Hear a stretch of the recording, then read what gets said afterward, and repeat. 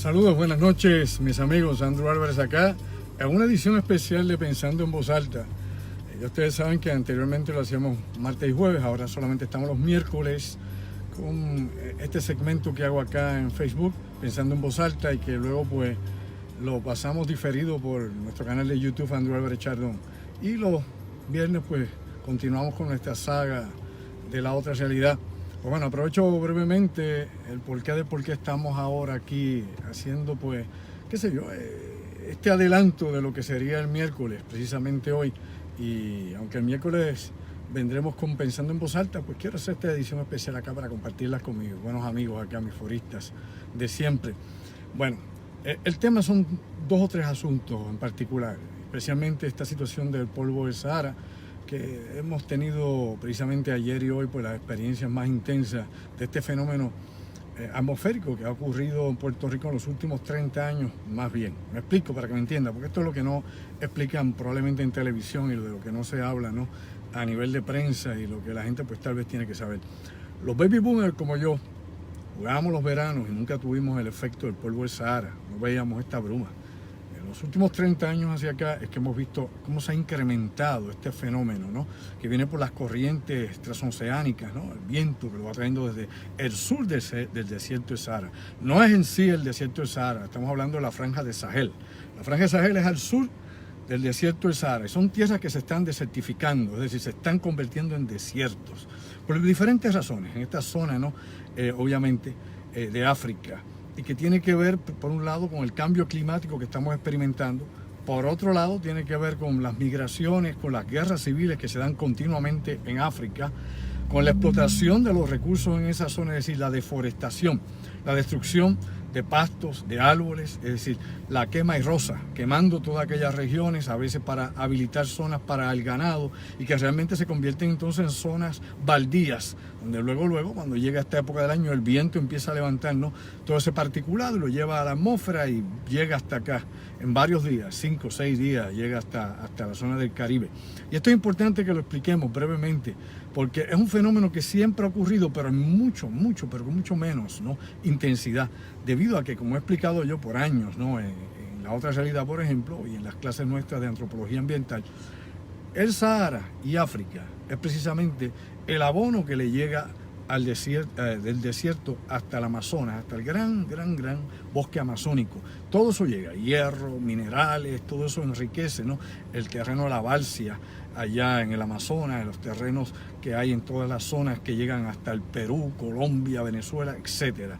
Así que esa es la forma en que adquiere los nutrientes a través de estas corrientes de aire. Pero en los últimos años, específicamente esos 30 años que menciono, 3 décadas, ha ido cambiando esto radicalmente de los años 90 hacia acá, y ha sido intensificándose según se siguen perdiendo terrenos que son buenos. ¿Qué quiere decir desertificación? Bueno, que terrenos útiles, terrenos cultivables, terrenos que obviamente pues tienen arboleda, tienen plantas, animales, flora y fauna, se han ido perdiendo, se han ido destruyendo. El desierto sigue extendiéndose en todas esas regiones, y eso va por etapas, desde las zonas desérticas hasta llegar a estas áreas intermedias, y luego se van afectando las zonas que pueden ser cultivables. Luego el uso de monocultivos, por ejemplo, algodón en todas estas regiones, que van nuevamente asimilando o absorbiendo el agua que se necesita para un producto que no es alimentario. La situación de las guerras civiles pues lleva a que las personas migren a muchos de estos sectores, donde empiezan a hacer lo mismo que ha ocurrido, por ejemplo, en Haití, ¿no?, y lo mismo que pasó, por ejemplo, en la isla de Pascua hace ya cientos y cientos de años. Es que la población va deforestando, buscando madera, buscando carbón, buscando cómo hacer sus chozas, sus casas. Empiezan a tumbar todos los árboles en busca de madera. Por otro lado, cuando viene entonces la época de lluvias, como el terreno está tan seco, el agua lo que hace es lavar completamente el terreno y llevarse todos los nutrientes, se los lleva.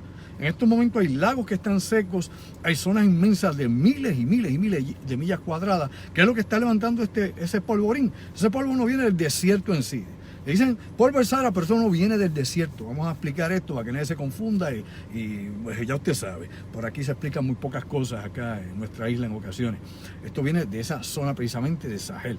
Y también es importante que entendamos, ¿no?, que todo esto también nos trae una serie de particulados que provienen inclusive de las minas que hay en toda esa región. En esas regiones específicamente hay una serie de minas que van desde la explotación de metales, explotación, por ejemplo, de cemento, como lo conocemos aquí, como tenemos allá en Ponce, ¿no? En áreas de calzo, explotación de mercurio y otros componentes más, hierro, etcétera. Y el particulado que viene hacia nosotros trae de todo eso un poco.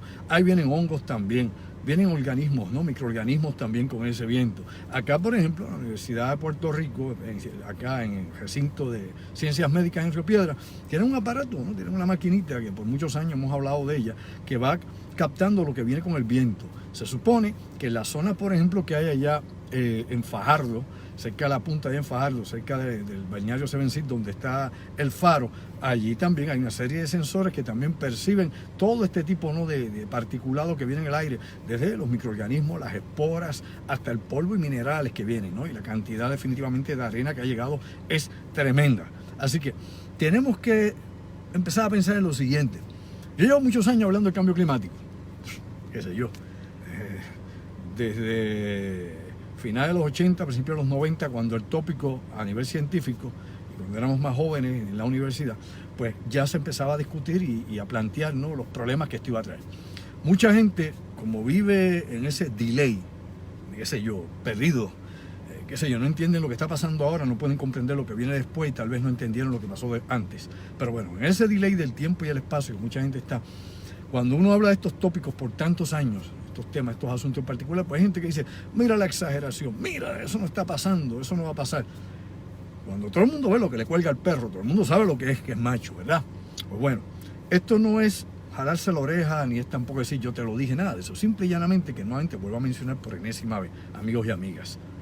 Lo importante es que seguir esta situación de cambio climático y todas las cosas que están implicadas en esto, que estarlo repitiendo de la década de los 90 hasta la actualidad, cuando caía en oídos sordos y gente que no quería saber lo que pasaba, pues ahora llegamos al momento. Despierta, durmiente, sí, despierta, durmiente.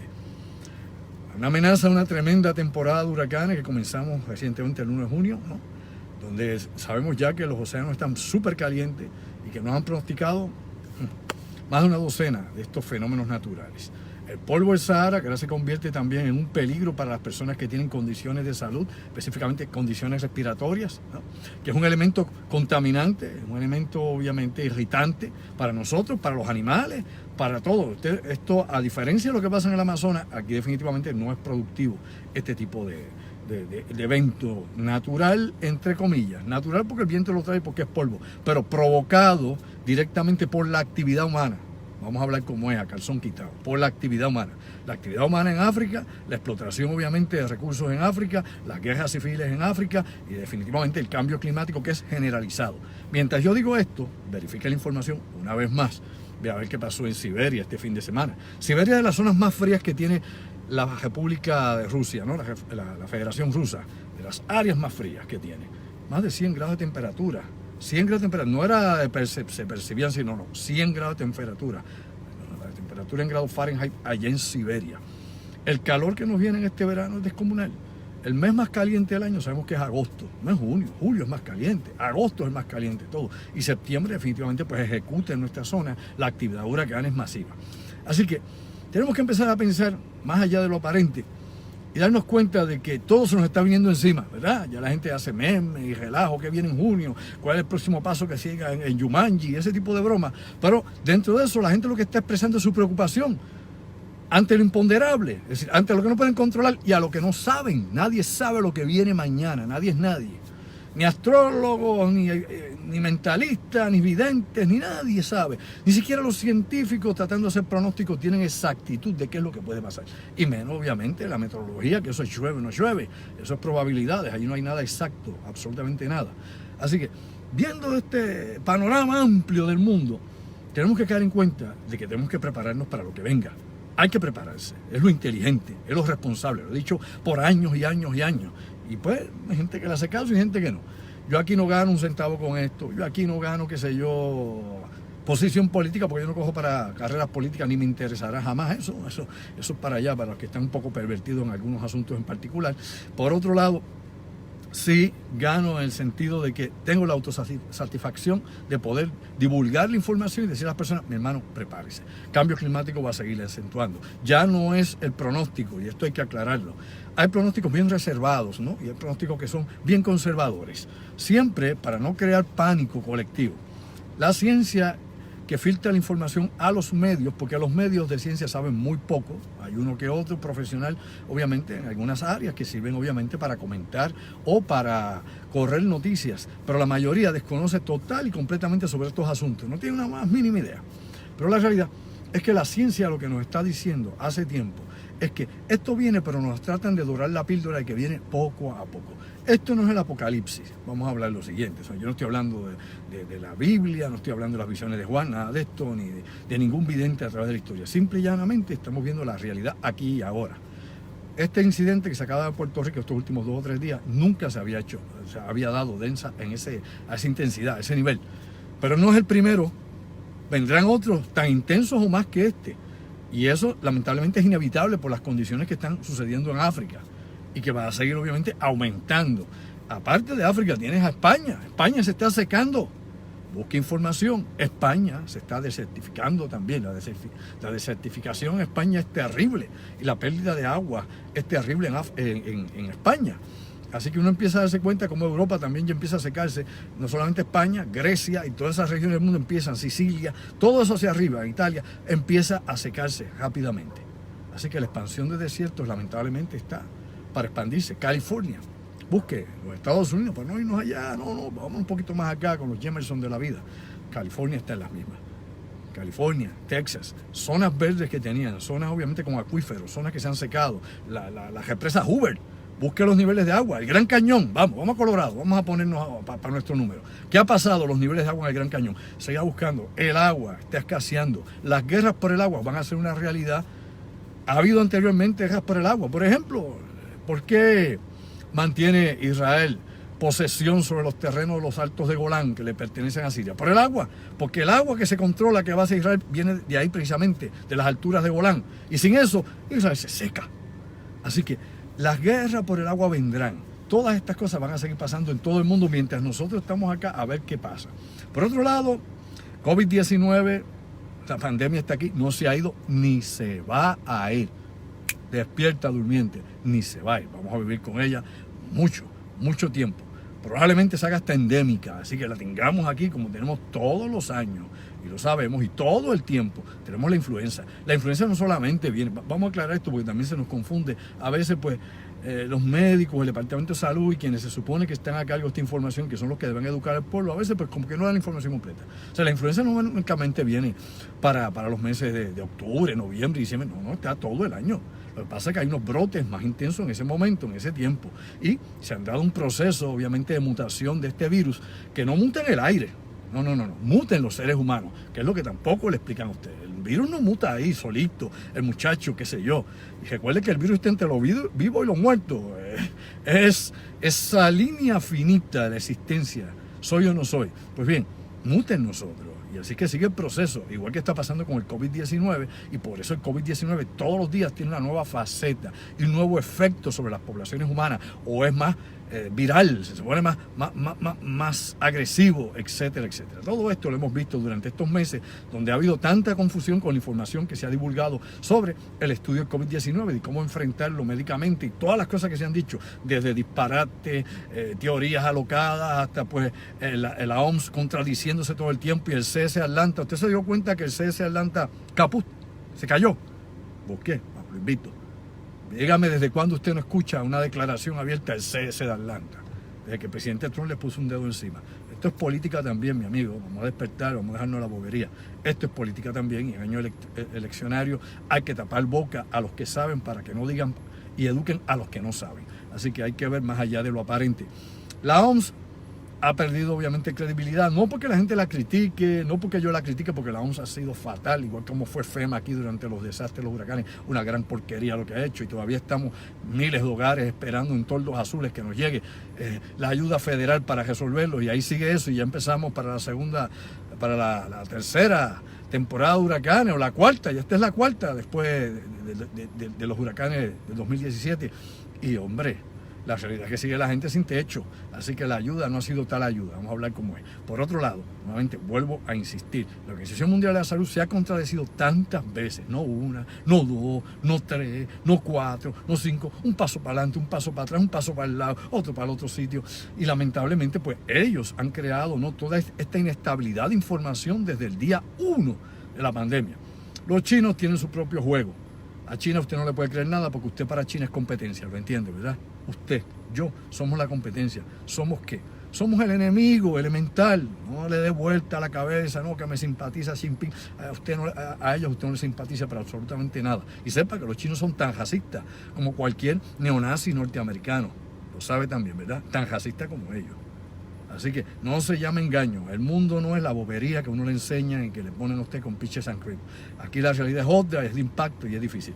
Aquí es importante también señalar algunas cosas que quería decir nuevamente, y traigo esto del COVID-19 ligeramente porque es un tema que es trillado, pero es que se habla todos los días, y yo no sé si mañana yo voy a estar enfermo o tú vas a estar enfermo, tus familiares, así que nadie sabe eso.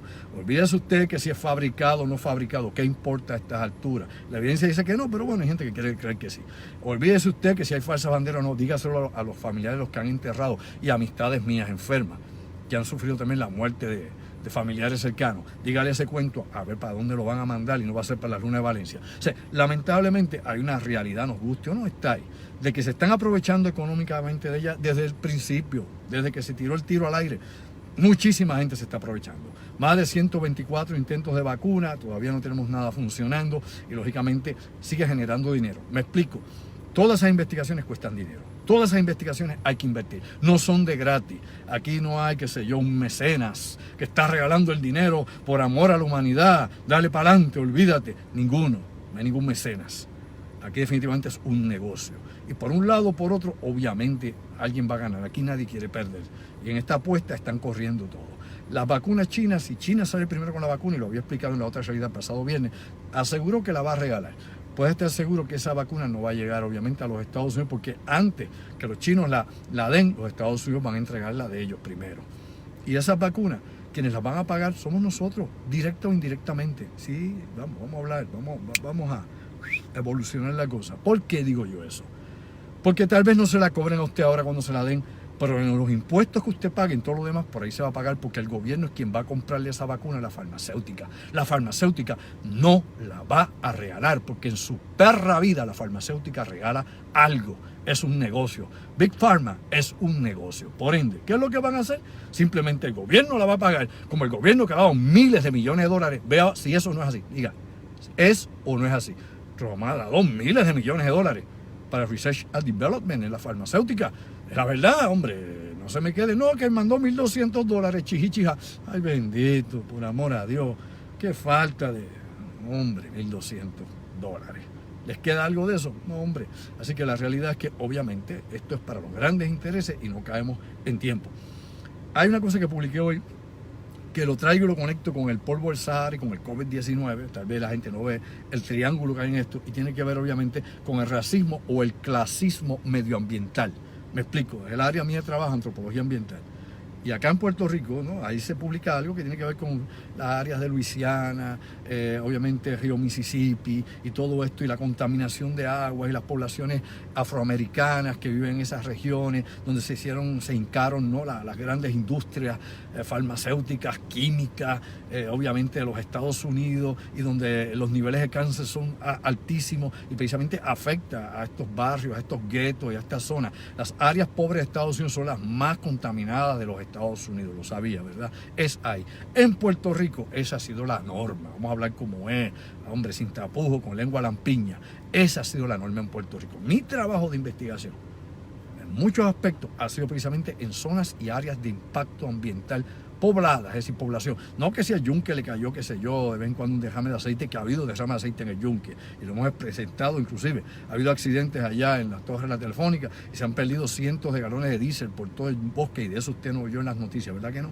Bueno, de las muchas cosas que pasan por abajo del radar. A lo que voy con esto, y es importante que lo sepamos, es la cantidad de lugares en Puerto Rico, como la Cuenca de Cataño, por ejemplo, donde la población está expuesta a todo tipo de contaminantes, cuando no es la Autoridad de Energía Eléctrica, con el mercurio, con el plomo, con el azufre, con todo lo que impregna la zona y enferma a toda esa pobre gente que vive allí, gente pobre. Pues definitivamente nadie se queja, nadie abre la boca, ni para el carajo. No lo hicieron acá en Garden Hills, ni en San Francisco, en Santa María. No. Usted tiene allá al ladito, cerca de ellos, usted tiene allá Autoridad de Energía Eléctrica, ahí en Monacillo. Por ahí usted no tiene derrames en ninguna clase.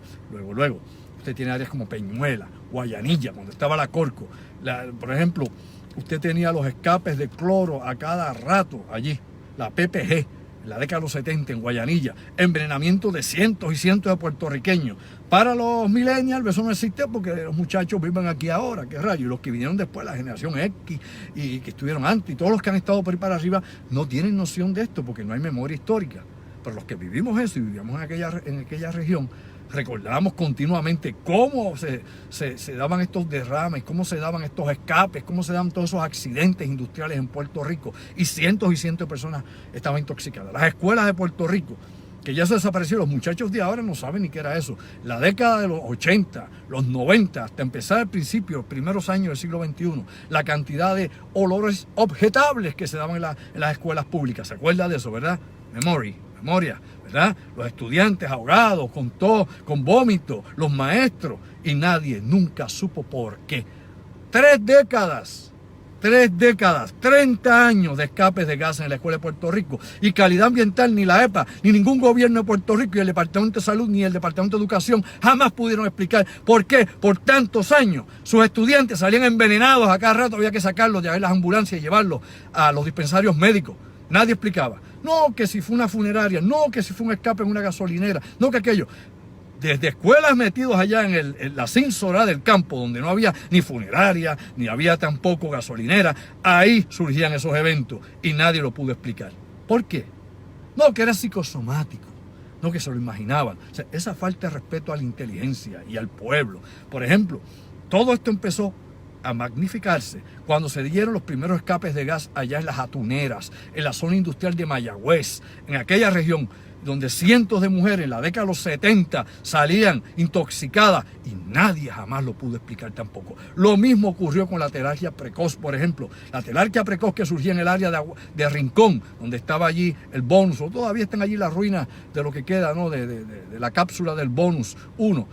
Sin número de cosas que tienen que ver con la contaminación en Puerto Rico, por no hablar de la contaminación en Yabucoa y en otras regiones donde estaba la Phillips y había otras petroquímicas y donde está la farmacéutica, todo eso donde las aguas se contaminan.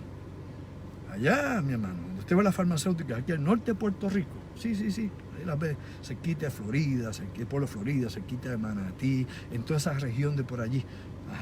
Pues por muchos años se sabe y se ha dicho, inclusive, una organización que había aquí en Puerto Rico, no sé si todavía está activa, que era Misión Industrial, señalaba precisamente que las aguas de la farmacéutica para los procedimientos químicos se tiraban precisamente hacia las aguas usadas que las casas de los puertorriqueños obviamente liberaban hacia las plantas de tratamiento. Y esas aguas contaminadas iban a las plantas de tratamiento, que obviamente no trabaja para purificarlas de químicos. Ninguna planta de acueducto de alcantarillado trabaja para eso. Lo que hacen es que meterle cloro, meterle albumina, bregarle otros asuntos, obviamente, con los patógenos en el agua, no con los químicos ni con los metales pesados. Vamos a hablar claro, que esté eso bien claro.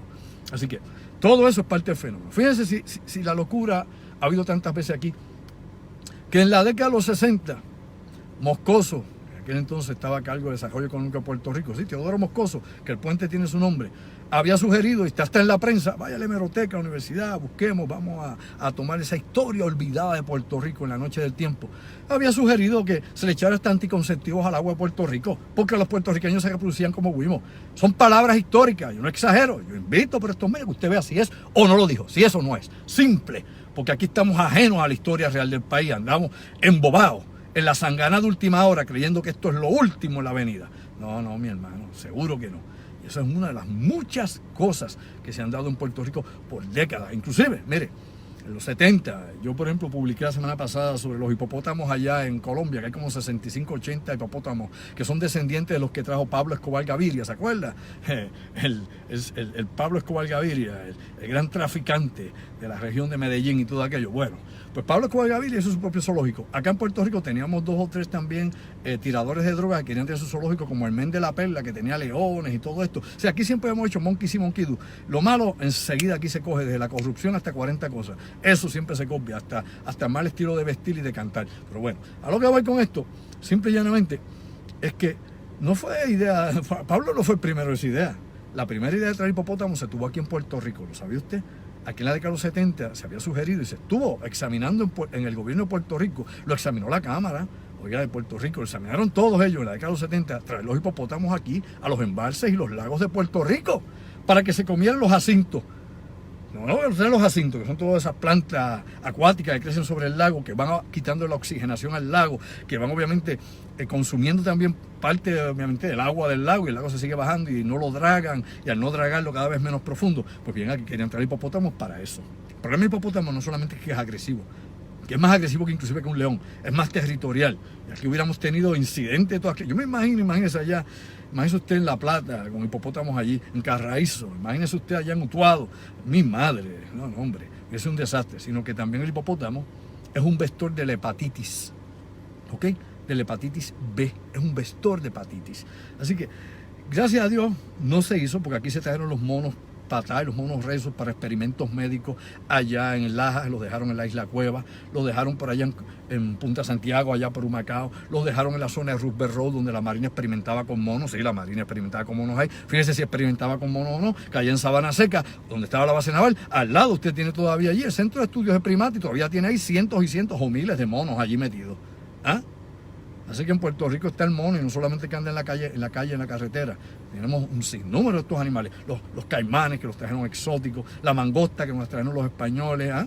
Todo eso, el sapotoro, que tampoco es de aquí, es otro exótico más. Todo eso, las iguanas, que las tiene por todos lados verdes, los cerdos, que los tiene por ahí por el campo, campeando por su respeto por el área Santurce. O sea que usted tiene aquí sinnúmero de exóticos que han desequilibrado, ¿no?, el medio ambiente de Puerto Rico. Todas esas cosas están aquí, son exóticos. Todo eso es un impacto del ambiente. Aquí en Puerto Rico, en 100 por 35, tenemos todo tipo de problemas ambientales. ¿Ok? Los vertederos, ya usted sabe que hay más de 12 vertederos que deben cejar ya. Para la próxima administración, sea quien sea que gobierna Puerto Rico, va a tener que chuparse ese caldo. Va a tener como hace, con pica, como se lo pasa. Porque va a tener 12 vertederos cerrados y no sabe dónde meter la basura. ¿Ok? Vamos a ver qué hacemos con todo esto. O sea, tenemos una situación grave y el polvo de Sahara, nuevamente, digo por enésima vez, va a seguir aumentando. Esto, el que le diga esto fue un incidente aislado, no, es que esto vino hoy más. No. Vamos a hablar con conocimiento de causa. Esto va a aumentar. Y cada año tendremos unas nubes más extensas, unas tormentas prácticamente de arena y de polvo y particulado que nos va a llegar acá. Como los huracanes van a seguir pasando, como los temblores de tierra, ya nos han dicho que hay nuevas fallas al suroeste de Puerto Rico, que tenemos nuevas fallas geológicas allí. Es lo que nos ha dicho la red sísmica, lo que nos han dicho los investigadores de Geological Survey que han estado allí fondeando aquella zona allí. Así que son muchas situaciones. Hay que prepararse para todo. Hombre, prepárese para lo peor esperando lo mejor. Ese siempre ha sido mi dicho y lo vengo repitiendo por años y años. Prepárese para lo que pueda venir, cualquier cosa. Sea el COVID-19 que está aquí, no se fue, ni se ha ido. Y seguimos con esa interrogante, cuántos números son o no son, si cambió la forma de llevarlos por ciento el Departamento de Salud, si nos dice la verdad o no nos dicen la verdad, si es que están siguiendo la política de Trump de negación, de que olvídate las pruebas, para adelante, que se enferme, que se sople en la nariz y que siga. O sea, no sabemos realmente hasta dónde puede llegar esto y las consecuencias que pueda tener. Ya tuvimos las primeras consecuencias con la economía que se escocotó y estamos en una recesión. Estados Unidos está en una recesión y no lo salva ni el médico chino.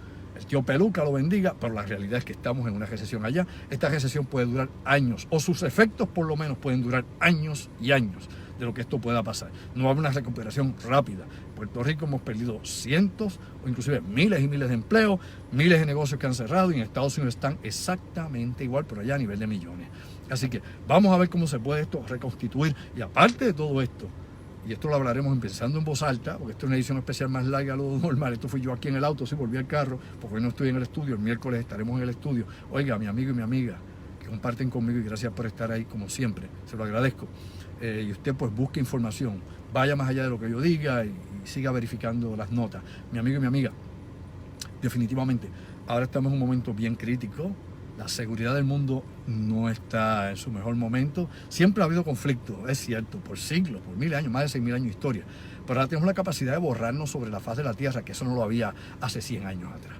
Ahora tenemos la capacidad, desde 1945, primero los Estados Unidos, luego los rusos, y hoy en día el club nuclear tiene la capacidad de borrarnos a todos de la faz de la Tierra, y esas no son las únicas armas termonucleares, las únicas armas de destrucción masiva. Hay otras armas, definitivamente, y no sabemos cuál va a ser la receta que algún loco le dé un día de esto por utilizar.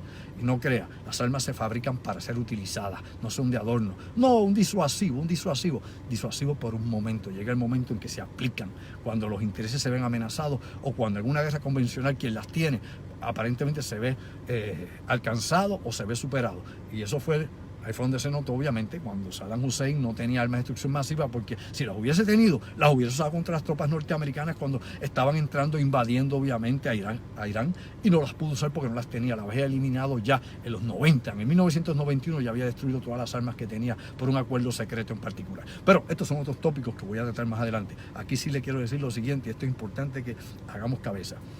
China sigue con reclamos territoriales.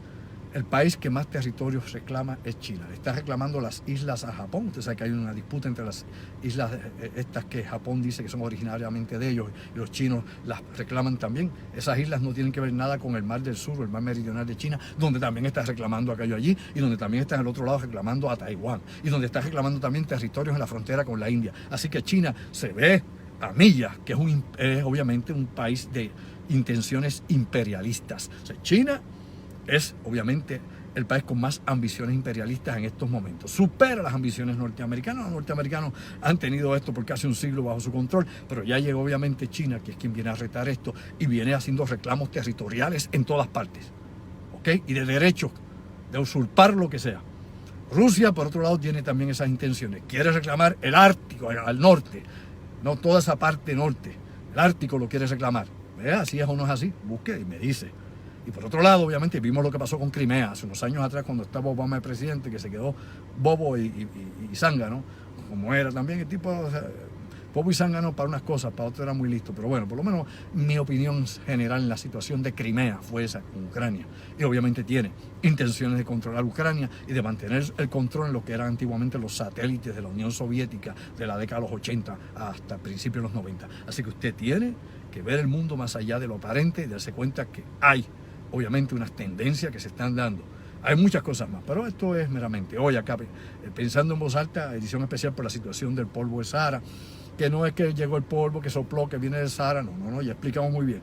¿De dónde viene? De esa franja que está obviamente al sur del Sahara, que se sigue desertificando, se sigue secando, esa franja de Sahel, donde hay varios países en esa región, por las migraciones, por la destrucción del terreno, por la deforestación y todo lo que está pasando con el cambio climático y sobre todo las migraciones por las guerras civiles que están deforestando aquella región allí. Todo esto está relacionado, correlacionado. Así que el miércoles regresamos allá en el estudio, empezando en voz alta, y hablaremos de otros tópicos, abundaremos otras cosas. Allá son 15, 16 minutos, ya es por reloj. Luego estaremos el viernes en La Otra Realidad con mi colaborador, el ingeniero Orlando Pla, y le anuncio las dos cosas que quiero que usted se lleve en la cabeza. Oiga bien. Venimos con la primera conferencia online, Crónicas del Futuro. Crónicas del Futuro trae todas estas cosas y muchas más. Y obviamente hay que prepararnos para lo que viene. No por usted, no por mí, por sus hijos, por sus nietos. Gente que obviamente tiene que caer en tiempo y no tiene que prepararlos para que puedan enfrentar la situación que pueda venir. Porque en algún momento esta poca estabilidad que tenemos ahora no se va a reparar fácilmente. Fíjese cómo están, nuevamente vuelvo a señalar, las relaciones internacionales, como la diplomacia de las Naciones Unidas. ¿Usted escucha, desde cuándo usted no escucha las Naciones Unidas en primer plano? Le pregunto, mi amigo y mi amiga, ¿desde cuándo? Hace tiempo que usted se da cuenta que las Naciones Unidas no soplan nada, aparte que son un fraude, ¿no?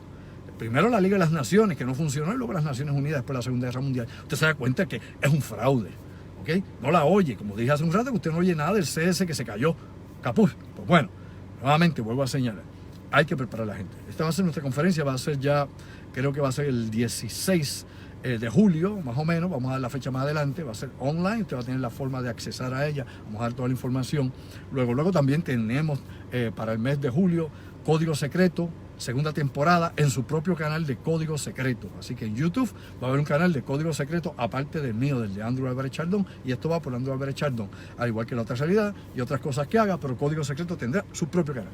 Dicho todo eso, les agradezco que hayan estado hace ratito conmigo, que dejen de hacer lo que estaban haciendo y que empiecen a buscar información sobre todo lo que hemos dicho. Aquí he hablado rápido, someramente, de algunos asuntos que son preocupantes, del medio ambiente, tanto en Puerto Rico como lo que ocurre en África y lo que está ocurriendo en otras partes del mundo, porque aquí el impacto ambiental del ser humano, ¿no? Y la destrucción ecológica es descomunal. O sea, el planeta Tierra en algún momento, y ya está obviamente sucediendo, los anticuerpos del planeta Tierra se van a encargar del mayor virus que tiene, o tal vez del mayor parásito.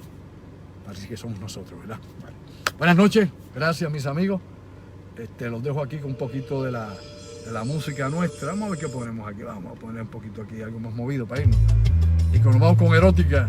Próximamente venimos tocando, así que voy a hacer un Facebook Live este sábado del ensayo de Erótica para que nos vayan tocando los músicos, a todos allí en el estudio, para que vayan con el feeling. Y luego viene un especial también de Erótica, para que lo puedan ver por Facebook Live y por YouTube. Así que esto y mucho más lo van a poder escuchar en vivo con mis músicos, ¿ok? Con el Lolo, con el Rafa, con el Sino y con Andrew Álvarez. Esos somos los 4 integrantes de Erótica y estamos ahora pues cuadrando una voz femenina para también integrarla, para que le dé ese toque sexy a la música. Erótica para ustedes, gracias y se me cuidan. Buenas noches, hasta la próxima.